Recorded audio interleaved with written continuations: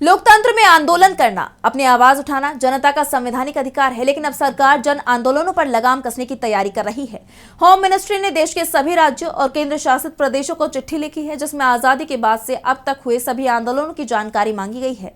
इस सिलसिले में 13 सवाल पूछे गए हैं। तो किस तैयारी में है सरकार और क्या है पूरी खबर, जानेंगे इस रिपोर्ट में। केंद्रीय गृह मंत्रालय के अंडर में आने वाले पुलिस थिंक टैंक पुलिस अनुसंधान और विकास ब्यूरो ने देश के सभी राज्यों और केंद्र शासित प्रदेशों के पुलिस प्रमुखों को चिट्ठी लिखी है।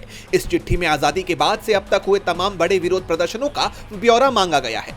इस चिट्ठी में 13 सवाल पूछे गए हैं। सरकार के मुताबिक इस कवायद का अहम मकसद एक ऐसा स्टैंडर्ड ऑपरेटिंग प्रोसीजर तैयार करना है जिससे भविष्य में स्वार्थ के लिए किए जा सकने वाले हिंसक आंदोलनों और सार्वजनिक अव्यवस्था को प्रभावी ढंग से रोका जा सके। लेकिन सरकार का विशेष जोर 1974 के बाद हुए प्रदर्शनों पर है। ये वही दौर था जब देश ने बड़े छात्र आंदोलन और आपातकाल जैसी स्थितियां देखी थी। पुलिस अनुसंधान और विकास ब्यूरो ने राज्यों से प्रमुख विरोध आंदोलन शीर्षक वाले एक प्रारूप में 13 सवालों के जवाब मांगे हैं। राज्यों को NIC लिंक के माध्यम से ये डेटा शेयर करना होगा। राज्यों और केंद्र शासित प्रदेशों के पुलिस प्रमुखों से जो 13 सवाल पूछे गए हैं वो इस प्रकार है।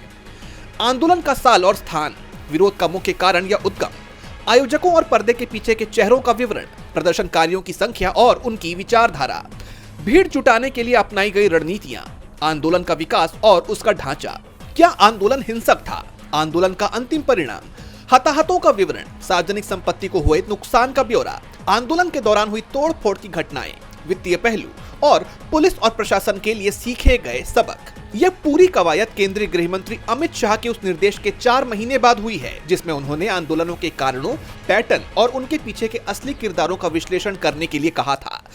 राजनीतिक जानकारों का मानना है कि सरकार आंदोलनों से अलर्ट मोड पर आ गई है और देश में आज तक के सभी आंदोलनों के पैटर्न देखते हुए अब वो इस पर लगाम लगाने की तैयारी में है।